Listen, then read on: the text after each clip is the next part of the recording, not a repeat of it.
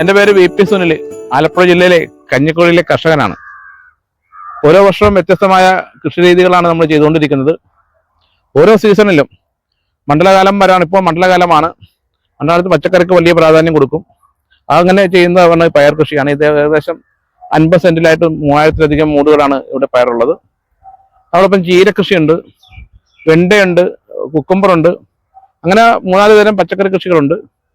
ഇത് കഴിയുമ്പോൾ നമ്മൾ അടുത്തത് കടുത്ത ചൂടിലേക്ക് വരികയാണ് നമ്മൾ. അപ്പോൾ ആ ചൂടിന് ഒരു കുളിർമ ഏകണമെങ്കിൽ തണ്ണിമത്തൻ പ്രധാനമാണ്. അപ്പോൾ തണ്ണിമത്തൻ കൃഷിയാണ് ഇപ്പോൾ നമ്മൾ അടുത്ത സീസണിൽ കണക്കാക്കി വിളവെടുക്കുന്നതിലേക്ക് തയ്യാറാക്കിയിട്ടുള്ളത്. തണ്ണിമത്തനും പൊട്ടുവളരിയും നമ്മൾ അടുത്ത ഉണ്ടാവും. വിഷുവിനോടനുബന്ധിച്ച് നമ്മൾ കണിവളരി കൃഷി ചെയ്യും. കണിവളരിയും കണിമത്തനും ചീരക്കും വേണ്ടി പ്രാധാന്യം കൊടുക്കും. അത് കഴിയുമ്പോൾ പിന്നെ പൂക്കൃഷി, ഓണമാകുന്നു, ഓണത്തിന് പൂക്കൃഷിയിലേക്ക് പോകുന്നു. അങ്ങനെ വ്യത്യസ്തമായ സമയങ്ങളിൽ വ്യത്യസ്തമായ കൃഷി രീതികളാണ് നമ്മൾ ഇവിടെ സ്വീകരിച്ചിട്ടുള്ളത്. അപ്പോൾ പച്ചക്കറി കൃഷിയിൽ നമ്മൾ ഏകദേശം പറമ്പുകൾ മാത്രമായിട്ട് തന്നെ നമ്മളൊരു 6-7 ഏക്കറിൽ ചെയ്യുന്നുണ്ട്. പാടത്തേക്ക് പോകുമ്പോൾ അത് 10-20 ഏക്കറിലേക്ക് വ്യാപിപ്പിച്ചുള്ള ഒരു കൃഷി രീതിയാണ് നമ്മൾ സ്വീകരിക്കുന്നത്. തികച്ചും നമ്മൾ ജൈവ രീതിയിലുള്ള കൃഷി രീതികളാണ് അവലംബിക്കുന്നത്.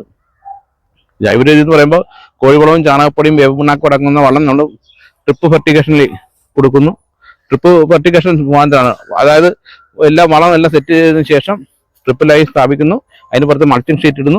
അങ്ങനെ മൾച്ചിങ് ഷീറ്റ് ഇട്ടുകൊണ്ട് ചെയ്യുന്ന ഒരു കൃത്യത കൃഷി രീതിയാണ് നമ്മളിവിടെ സ്വീകരിച്ചിട്ടുള്ളത്. അതുകൊണ്ടാണ് നമുക്ക് ഇത്ര സ്ഥലങ്ങളിൽ കൃത്യമായി ഓടി നടന്ന് കൃഷി ചെയ്യാനും ജലസേചനം കൊടുക്കുവാനും വളങ്ങൾ കൊടുക്കുവാനും അതിന്റെ പരിചരണം നോക്കുവാനും കഴിയുന്നത് ഇതുപോലെയുള്ള കൃത്യത കൃഷി രീതി, അതായത് ട്രിപ്പ് ഫെർട്ടിഗേഷൻ രീതി. ട്രിപ്പ് ഇറിഗേഷനും ഫെർട്ടിഗേഷനും കൂടിയുള്ള സമ്മിശ്ര ഒരു കൃഷിയാണ് നമ്മൾ സ്വീകരിച്ചിട്ടുള്ളത്. നമുക്ക് അതുകൊണ്ടാണ് കൂടുതൽ ഏരിയകളിൽ കൃഷി ചെയ്യാൻ കഴിയുന്നതും കൂടുതലുള്ള വിളവുകൾ ഉണ്ടാക്കാൻ കഴിയുന്നതും അതുകൊണ്ടാണ്. നമ്മളിവിടെ 2 തരം പയറുകളാണ് കൃഷി ചെയ്യുന്നത്. 2 തരം എന്ന് പറയുമ്പോൾ ഇതിപ്പോൾ ദീപിക എന്ന് പറയുന്നതിന് കായംകുളം കൃഷി വിജ്ഞാന കേന്ദ്രം തന്നിട്ടുള്ള ദീപിക എന്ന ഇനത്തിൽപ്പെട്ട പയറാണിത്. ഇത് ഏകദേശം ഒരു 70 സെന്റിമീറ്റർ വരെ, അരമീറ്ററിന് അകലം കൂടുതൽ നീളത്തിൽ ഉണ്ടാകുന്ന ഒരു നല്ല ഇനം പയറാണ്. അപ്പോൾ അത് നമ്മളൊരു പരീക്ഷണാടിസ്ഥാനത്തിലാണ് കൃഷി ചെയ്തിട്ടുള്ളത്. നമ്മളിപ്പോൾ ഇവിടെ 200 മൂട് മാത്രമേ ഉള്ളൂ.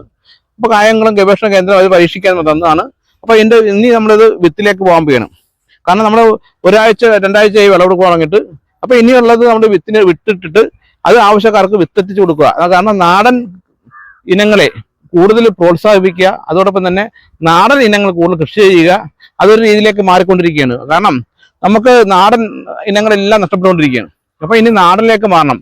നാടനിലേക്ക് മാറുമ്പോൾ നല്ല വിത്തുകൾ കിട്ടുക എന്നുള്ളതാണ് പ്രധാന വിഷയം. കാരണം ഹൈബ്രിഡ് കൃഷി ചെയ്യുമ്പോൾ നമുക്ക് കിട്ടുന്ന വിളവുകളോ അല്ലെങ്കിൽ ആ വിത്തിന്റെ ഗുണമേന്മയോ ഒക്കെ പലപ്പോഴും നാടനുണ്ടാകത്തില്ല. അപ്പോൾ ആ നാടൻ കൃഷി, നാടൻ ഇനങ്ങളെ സംരക്ഷിക്കുന്നതിന് വേണ്ടിയിട്ടുള്ള ഒരു രീതിയാണുള്ളത്. നമുക്ക് നല്ല മികച്ച വിളവാണ് ഇതുള്ളത്.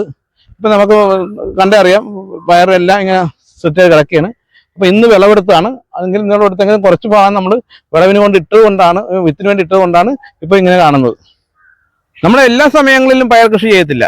പയർ കൃഷിയുടെ പ്രത്യേകത എന്ന് വെച്ച് കഴിഞ്ഞാൽ നമുക്ക് മാർക്കറ്റിൽ പയറിന് ചില സന്ദർഭങ്ങളിൽ വില കൂടുന്ന സമയമുണ്ട്. ഇപ്പോൾ വില കൂടുതലുള്ള സമയമാണ്. അതിലുപരി ഇപ്പം മഞ്ഞാണ്. മഴ മാറി മഞ്ഞ് വന്നോ, മഞ്ഞ് വരുമ്പോൾ കൂടുതൽ പൂക്കളുണ്ടാകും. പക്ഷേ ചില സമയങ്ങളിൽ മഞ്ഞ് നമുക്ക് ദോഷവുമാണ്, കേടുകളും ഉണ്ടാവും. എങ്കിലും പയർ കൃഷി നമുക്ക് ആദായകരമാക്കണമെങ്കിൽ ഒരുപാട് ശ്രദ്ധിക്കണം. അങ്ങനെ ഒരു ശ്രദ്ധ ഉള്ളത് കൊണ്ടാണ് നമ്മുടെ പയർ കൃഷി നമുക്ക് ആദായകരമാക്കി മാറ്റാൻ കഴിയുന്നത്. നമ്മളെ സംബന്ധിച്ചിടത്തോളം പയർ എന്നല്ല, ഏത് പച്ചക്കറിക്കും ഒരു വിപണന മാർഗത്തിന് തടസ്സങ്ങളൊന്നുമില്ല. നമുക്ക് ഇവിടെ ഓർഗാനിക് ആയിട്ടുള്ള ഒരുപാട് ഷോപ്പുകളുണ്ട്. ആ ഷോപ്പുകൾ എടുക്കുന്നുണ്ട്. അതോടൊപ്പം തന്നെ മുല്ലക്കലുള്ള ഒരു ചേച്ചി, മുല്ലക്കൽ എന്ന് പറഞ്ഞ ആലപ്പുഴ മുല്ലക്കൽ ഒരു ചേച്ചിയുണ്ട്, പൊന്നമ്മ ചേച്ചി. ആ പൊന്നമ്മ ചേച്ചിക്ക് സ്ഥിരമായിട്ട് നമ്മൾ സാധനം കൊടുക്കുന്നുണ്ട്. അതോടൊപ്പം തന്നെ എറണാകുളവും നമ്മുടെ ആലപ്പുഴ ജില്ലയിലെ വിവിധ പ്രദേശങ്ങളിൽ നമ്മുടെ പച്ചക്കറി കൊടുക്കുന്നുണ്ട്. നമുക്ക് പച്ചക്കറി ഇല്ലാത്തതിൻ്റെ ഒരു കുഴപ്പമുണ്ട്. കാരണം നമുക്കുള്ള പച്ചക്കറികളെല്ലാം അത്യാവശ്യം വിളവ് രാവിലെ 9-10 മണിയാകുമ്പോൾ എടുത്തു തീർന്നു കഴിഞ്ഞാൽ ഒരു 11 കൂടി നമ്മുടെ കച്ചവടം അവസാനിപ്പിക്കാൻ കഴിയുന്ന തരത്തിലേക്കുള്ള മാർക്കറ്റിംഗ് സംവിധാനം നമുക്കുണ്ട്. പയർ കൃഷി ചെയ്യുമ്പോൾ ഒരുപാട് ശ്രദ്ധ വേണം. മെയിനായിട്ട് നമുക്ക് അതിന് വരുന്നത് കീടങ്ങളാണ്. കീടങ്ങളിൽ നിന്ന് പ്രധാനപ്പെട്ട ഒരു കീടം എന്ന് പറയുന്നത് നഞ്ഞയാണ്, അല്ലെങ്കിൽ മൂഞ്ഞ എന്നൊക്കെ പറയുന്ന സാധനമാണ്. അതൊന്ന് വരും. അത് ഉറുമ്പ് കൊണ്ടുവരുന്ന ഒരു രോഗമാണ്, ഒരു കീടമാണ്. ആ കീടത്തെ അതിജീവിക്കണമെങ്കിൽ തുടക്കത്തിൽ നമ്മൾ സൂഡോമോണസ് കൊടുക്കണം. അതോടൊപ്പം തന്നെ വെർട്ടിസിലിയവും കഴിയുമെങ്കിൽ ബിബേറിയ ഉൾപ്പെടെയുള്ള സാധനങ്ങൾ കൊടുത്തുകൊണ്ട് നമ്മൾ തുടക്കത്തിൽ തന്നെ മുന്നോട്ട് പോവുക.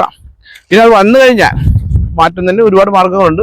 ഇപ്പോൾ ഞാൻ ഉപയോഗിക്കുന്ന അഗ്രോപ്ലസ് എന്ന് പറയുന്ന ഒരു ഓർഗാനിക്കിന്റെ മരുന്നാണ്. അതാണ് നമ്മൾ അതിനുവേണ്ടി ഉപയോഗിക്കുന്നത്.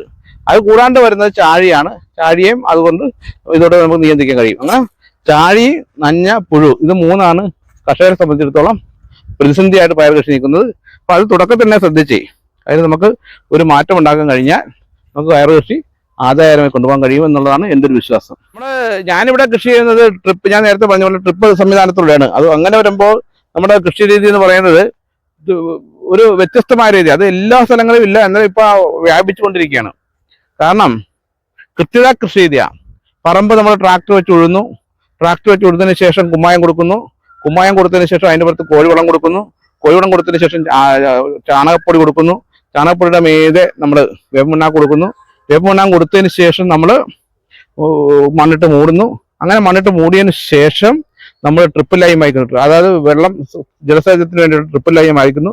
ട്രിപ്പിൾ ലൈൻ സ്ഥാപിച്ചതിന് ശേഷം നമ്മൾ അതിന് മുകളിൽ കൂടി മൾച്ചിങ് ഷീറ്റ് ഇട്ട് പൊതയിടുന്നു. അങ്ങനെ പൊതയിട്ടതിന് ശേഷം നമ്മൾ എന്താ ചെയ്തെന്ന് വെച്ചാൽ ട്രിപ്പിൾ ലൈനിൽ ഓരോ ട്രിപ്പിൾ ലൈനും 30 സെന്റിമീറ്റർ ഓരോ അകലത്തിൽ ട്രിപ്പ് ഉണ്ട്. അതിൽ വെള്ളം ഡ്രോപ്പായിട്ട് വരുന്നുണ്ട്. അപ്പോൾ അങ്ങനെ വരുന്ന വെള്ളത്തിലൊക്കെ സ്ഥലം നോക്കിക്കൊണ്ട് അവിടെ നമ്മൾ മൾച്ചിങ് ഷീറ്റിന് ഹോൾ കൊടുക്കുന്നു. ആ ഹോള് ഇട്ട് കഴിഞ്ഞപ്പോൾ ആ ഹോളിലൂടെയാണ് നമ്മൾ തൈ ആണെങ്കിൽ തൈ, അല്ലെങ്കിൽ വിത്താണെങ്കിൽ വിത്ത് കുത്തി കൊടുക്കുന്നത്. അങ്ങനെ കുത്തി കൊടുത്തതിന് ശേഷം രണ്ടലപ്പരമാകുമ്പോൾ നമ്മൾ സൂഡോമോണോക്സ് തളിക്കുന്നു. രണ്ടലപ്പരം കഴിഞ്ഞ് 4 ഇല ആകുന്ന സമയത്ത് നമ്മൾ അതിന് വള്ളി കെട്ടി കൊടുക്കുന്നു. വള്ളി കെട്ടി കൊടുത്ത് പന്തിലേക്ക് പടർത്തുന്ന ഒരു രീതിയാണ് നമ്മുടെ കൃഷി രീതി.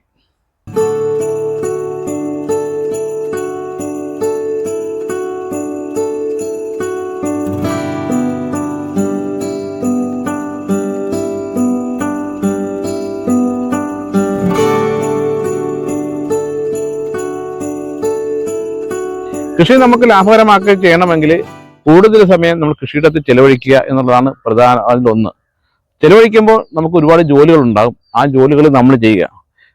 കൂടുതൽ തൊഴിലാളികളെ വെക്കാണ്ട് കഴിയുന്നതും നമുക്ക് കൊണ്ട് ചെയ്യാവുന്ന ജോലികളും അല്ലെങ്കിൽ നമ്മുടെ കുടുംബമായിട്ട് ചേർന്നുകൊണ്ടുള്ള ജോലികൾ ചെയ്യുമ്പോൾ നമുക്ക് അതിൽ നിന്ന് മികച്ചൊരു വരുമാനം നേടിയെടുക്കാൻ കഴിയും.